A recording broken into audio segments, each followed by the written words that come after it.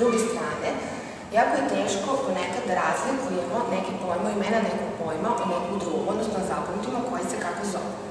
Jedan od takvih parova pojmova koji učenici jako često brkaju su i ose Descartesovog koordinatnog sistema u ravni, odnosno x osa koja se naziva apscisa i y osa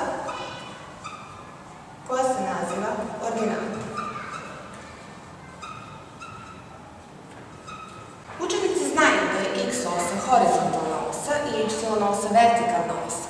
Međutim, kada u zadatku kažu da je data vrednost ordinate i da se traži vrednost apscise, učenici jako često ne znaju da li je data vrednost y ose pa se traži x osa ili je data x osa, a traži se vrednost za y osu. Kada želimo nešto da zapamtimo, sve je dozvoljene asocijacije koje nisu baš matematičke.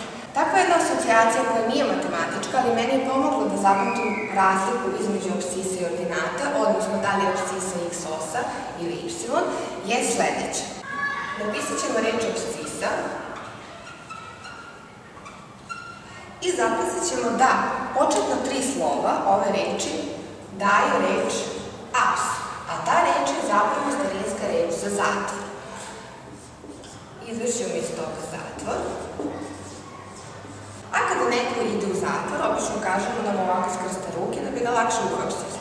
Pa dobijemo skrštene ruke.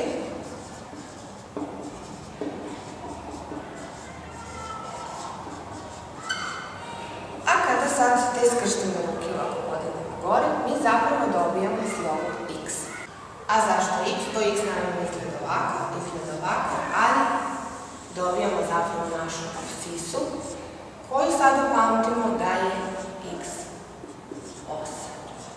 Naravno, sve ovo je moja asocijacija, vi možete smisliti neku vašu.